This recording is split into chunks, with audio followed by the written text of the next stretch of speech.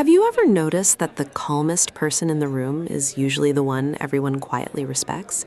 Not the loudest, not the one with the most to say, the one who stays steady while everyone else is reacting. That calmness is not luck. It is not personality. It is a skill, a discipline. And once you understand how it works, you will never look at your own reactions the same way again. Today, we are going to talk about 5 quiet rules. Rules that have nothing to do with tricking people, hurting people, or playing games with anyone. They have everything to do with protecting your peace, guarding your energy, and becoming someone who cannot be shaken. Stay until the end, because the 5th one changes how you see attention itself. Every time you step outside your front door, something quiet is happening. People are reading you.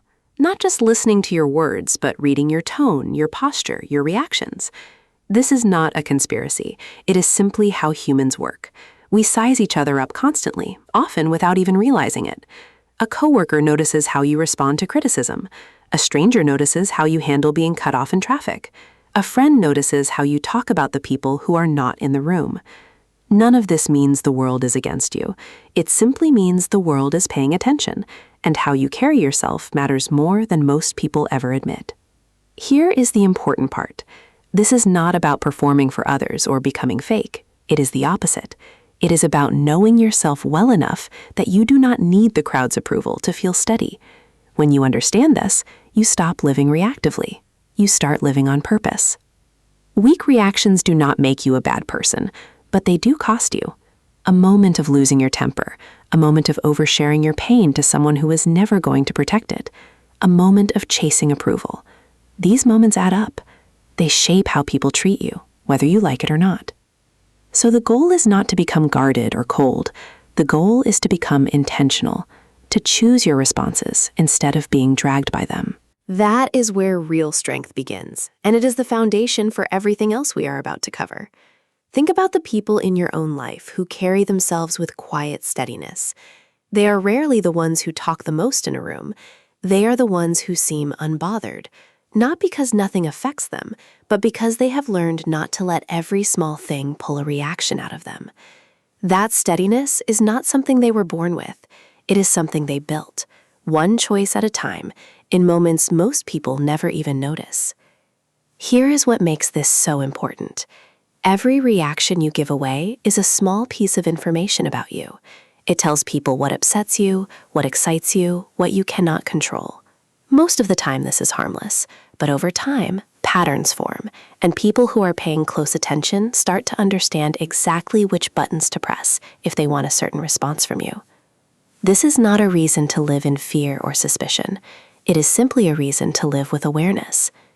When you understand that your reactions are being noticed, you naturally start choosing them more carefully, not because you are hiding who you are, but because you are protecting it. And that protection is where the next 5 rules begin. There is a moment almost everyone faces. You feel wronged, misunderstood, hurt by someone who should have known better. And your first instinct is to tell someone, anyone, just to release the pressure building inside your chest. This is human. There is nothing wrong with needing to process pain.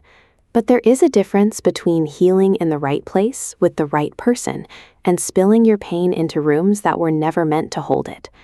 Here is a hard truth. Not everyone who listens to your problems is trying to help you. Some are simply collecting information. When you tell a coworker your boss disrespects you, some will feel sympathy. Others will quietly file that away as something that can be used against you later. This is not about assuming everyone is an enemy. It is about being wise with where your vulnerability goes. Think about the people you have met who complain about everything. At first, you feel for them, but over time, something shifts. You stop seeing them as unlucky and start seeing them as unstable, not because their pain is not real, but because they have lost the ability to carry it with composure. This is the part nobody tells you. Complaining does not just cost you respect from others. It quietly trains your own mind. Every time you say, "I am powerless in this situation," your brain believes you a little more. You are not just describing your circumstances, you are reinforcing them. This does not mean you bottle everything up and pretend to be fine. Bottling up pain and processing it privately are 2 very different things. Processing means you sit with what happened. You talk to someone you deeply trust, or you write it down, or you take it to prayer and reflection. You give yourself the space to actually feel it, instead of performing it for an audience that was never equipped to hold it. There is something powerful about a person who has clearly been through something difficult, but does not lead every conversation with it. People sense that stability. They are drawn to it, not because the person is hiding pain out of shame, but because the person has learned to carry it with dignity. So the next time you feel the urge to vent to the wrong person, pause. Ask yourself, will this conversation actually help me heal, or will it just release pressure for a moment while costing me something later? Choose your confidants the way you would choose anything valuable, carefully and rarely. There's another layer to this that most people overlook. Every time you complain publicly, you are not just handing out information, you are also shaping how others remember you. People rarely remember the exact details of your struggles.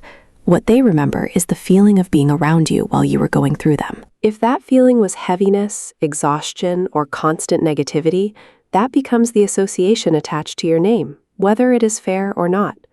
This is why some of the strongest people you know rarely talk about their hardest seasons until long after they have come out the other side. They are not hiding out of weakness. They understand that pain shared too early, while it is still raw, often comes out shaped by anger, fear, or self-pity, rather than clarity. Given time and the right space to process, that same story can later be shared with wisdom instead of wound. None of this means you should suffer alone.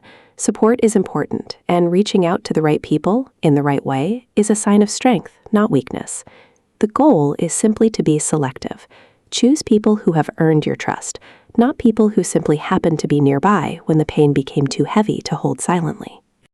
There is a particular kind of exhaustion that comes from constantly proving yourself, smiling a little too wide, talking a little too fast, trying just a bit too hard to be liked. And somewhere in that effort, people can sense the truth. You are seeking approval.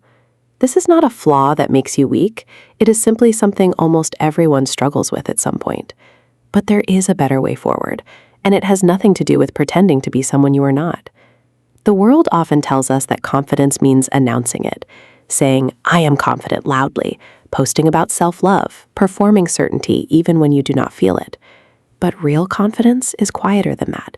It does not need an audience to confirm it exists. Here is the difference between fake confidence and real confidence. Fake confidence needs constant reassurance. It needs likes, compliments, agreement, applause. Real confidence comes from knowing your own values, your own standards, and your own worth, regardless of whether anyone in the room notices. This kind of confidence is built, not faked. It comes from keeping promises to yourself. It comes from doing the right thing even when nobody is watching. It comes from developing real skills instead of just talking about the skills you wish you had. Every time you follow through on something difficult, you deposit a small amount of trust into your own account. Over time, that account grows into something unshakable. This does not mean you hide your struggles from everyone forever. It means you stop broadcasting every doubt to people who cannot actually help you carry it. There is a difference between being open with a trusted friend, a mentor, or in private reflection, and airing every insecurity to a crowd that is simply collecting data on your weak points. Notice how the people you respect most rarely need to convince you they are capable. They simply are, and it shows in how they carry themselves. Their calm is not a performance. It is the result of years of quietly proving things to themselves first. So instead of asking, "How do I look more confident?" ask a better question. What is one thing I can do today that my future self will be proud of? Confidence built that way cannot be talked out of you because it was never made of words in the first place. There is a simple test that reveals whether your confidence is real or performed. Ask yourself how you feel in a room where nobody knows your achievements, your title, or your reputation. If the thought of that makes you uneasy, it usually means part of your confidence has been resting on other people's awareness of you rather than on your own sense of self. This is not a failure. It is simply useful information because it shows you exactly where the work still needs to happen. Real confidence tends to grow quietly, in unglamorous places. It grows the morning you choose to exercise, even though no one will know if you skip it. It grows the day you tell the truth, even though a small lie would have been easier. It grows every time you keep a commitment to yourself that nobody else would have noticed if you broke. None of these moments make headlines in your own life story, but they are the actual foundation everything else is built on. This is also why confident people rarely feel the need to put others down to feel secure. When your sense of worth comes from within, you no longer need comparison to measure yourself. You simply focus on becoming better than the person you were yesterday, and that alone is enough. Almost everyone has done this. You get excited about a new goal, a business idea, a fitness plan, a new habit you are determined to build. And the first thing you want to do is tell everyone. There is a reason for this, and it is not a character flaw. Announcing a goal gives your brain a small hit of satisfaction, almost as if the goal has already been achieved. The problem is that this feeling is often false. You have not actually done the work yet. You have simply talked about doing it, and that talking can quietly replace the doing. This is not about secrecy for the sake of secrecy, and it is definitely not about deceiving anyone. It is about protecting your focus. When you tell 10 people about your new plan, you now have 10 different opinions, 10 different reactions, and 10 different distractions pulling at your attention before you have even built any real momentum. This is why so many people who quietly work on something in private end up finishing it, while those who announce their plans loudly often lose steam within weeks. It is not because the quiet ones are more talented. It is because they protected their energy instead of spending it on conversations about the goal instead of the goal itself. So the next time you feel the urge to announce a new goal, try something different. Tell one trusted person, if anyone at all. Let your actions speak first, and once results are visible, sharing your journey becomes something people trust rather than something they simply hear about. Almost every social circle has this moment. Someone comes to you with a story about a conflict, and somewhere in the conversation, they are hoping you will pick a side. Not because they want fairness, but because they want validation. This is one of the easiest traps to fall into because it feels like loyalty. You care about the person, so you feel obligated to agree with their version of events, defend them publicly, or criticize the other person involved. But stepping into conflicts that are not yours rarely leads anywhere good. Here is what tends to happen. You take a side based on one version of the story. Later, the full picture turns out to be more complicated, and you are left defending a position you no longer fully believe in, sometimes damaging a relationship over a conflict that had nothing to do with you. This does not mean you should be cold or indifferent to people you care about. It means you learn to separate compassion from involvement. You can listen to a friend and support them emotionally without inserting yourself into the actual dispute. There is a quiet strength in this kind of restraint. People who refuse to be pulled into every drama around them tend to keep their relationships intact longer, precisely because they are not seen as someone who will gossip the moment they are not in the room. Staying grounded and refusing to let someone else's storm become your own is often the most powerful response of all, without ever needing to abandon what is truly right when it matters. There is a particular kind of tiredness that comes from constantly needing to be seen. Checking to see who noticed your achievement, waiting to see who reacted to what you posted, measuring your worth by how much attention a moment received. This need is understandable. We are wired to care about how others perceive us. But when attention becomes the goal itself, rather than a natural byproduct of living well, something inside us starts to feel hollow, no matter how much validation we receive. Here is something worth noticing. The people who seem the most secure in themselves are rarely the ones chasing the spotlight. They are not trying to be seen at every moment. They are simply living according to their own standards, and their presence carries weight precisely because it is not desperate for approval. This does not mean you should hide your accomplishments or avoid sharing your life. It means your sense of worth should not depend on how many people notice. When your value comes from within, external attention becomes a nice addition rather than an emotional requirement.